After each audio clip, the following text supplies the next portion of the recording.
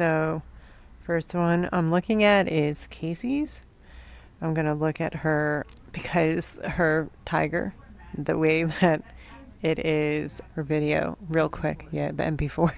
The position of the tiger looks like it's holding pom poms. And so I wanted to see the original source image. So the tiger's actually standing. So not. I don't know why she made the decision to put the arms up. It makes it look funny. So maybe that's why she did it. But yeah, completely like I like the realism aspect of it. Like that's there. You can see that she did that. The fire is there. The fact that it's like, the shape of it's for the upper arm. So we have our tiger, we have our fire, we have our realism, we have our upper arm. And so we have all of the points. This way, it's goofy because like its head is on fire, sort of going down the spine a little bit. The hands, the feet, and the tail are all just aflame. So so it looks a little goofy. So that's when we started going into surrealism and leading away from realism, but it makes it fun. So it's fun. Like we're doing these to have fun. So it's definitely fun. All right, so now I'm looking at Melanie's. I'm looking at her video as well. Her source images, she's got her photorealistic fire. She's got her photorealistic tiger. She's got a baby tiger. So that's why hers looks a little different because it's the infant, it's the juvenile. So the proportions are different. And always doing juvenile, humans, animals and stuff like that. Like the proportions are so important so that you don't end up with aliens, like where you're like, what happened there? But you can see that, she pulled the right reference. And realistic flames are not easy to do. This is why people who do the hyper photorealism and stuff like that just cobble together photos. Because she's got all of the elements of her tiger here, and then it's just, you can see it's just the limitations of being able to work in Photoshop or in Procreate to be able to get it completely actualized.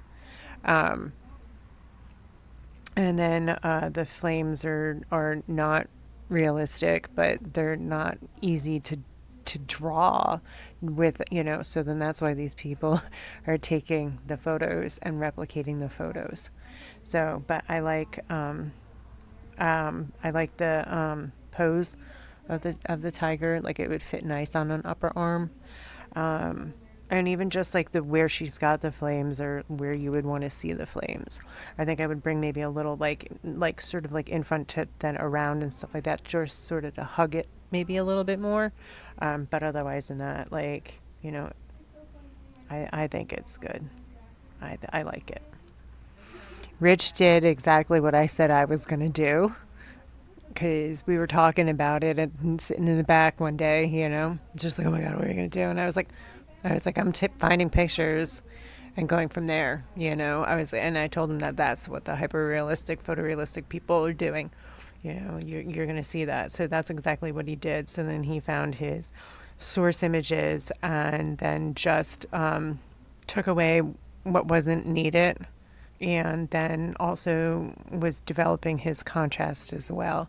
So he dropped darker behind the flames so that the flames will look brighter. And and so he decided that he was going to do his in black and gray, which is perfectly fine. Again, as long as you're developing your contrast, you can then see your different elements and your eye can discern which is what.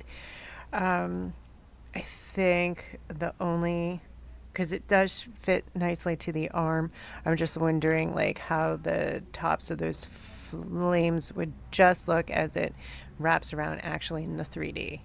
That's my only but it could look really cool. So I don't know, like you wouldn't know that until you actually stenciled it and saw where it fell. But yeah, he has everything there, so that's a thumbs up. Now I'm looking at Mona's, and she is stupid talented. Like, there's really no other way of putting it. Like, so she did hers on paper. She didn't do any tracing. She just like was looking at an image and replicating it. So she's got the texture of the tiger and stuff like that. I think the only critique that I would have on it, because I know that she was doing this with a, is this with a, I think just like a regular, almost like a regular pencil, like almost like a 2B. So just developing a little bit more of like the black to the black, you know, making it super black. So then your grays look more gray. So, and then she's got her flames in there. They're a little bit pinstripey, you know. So, but they're in there. Again, like I said, it's really, really difficult to replicate actual flames, the pattern of the flames, unless you're replicating a photograph of them. Flames are insane. Photorealistic flames are crazy. So, but again, like she's got that forward-facing image and stuff like that, so that would look nice on an upper arm. So, and then the flames could fall away from it, like wrapping around a little. You know. Again, I probably would maybe bring it a little bit more up again so that it's hugging a little bit and not so pinstripey. Now I'm looking at mine, and I was sitting. I was sitting in my booth in Asbury and had like 10 seconds. And I was like, alrighty, let's do this. And so I found my dagger that I liked that would fit on the arm for the upper arm. And then I went looking for these flames. And I did mine in color. And I just I just like wrapped the flames basically around it. You know, and then I was going to continue, but the feet were sticking out, and I was like, that just looks fucking ridiculously amazing, and we're just going to leave it. And so I left it.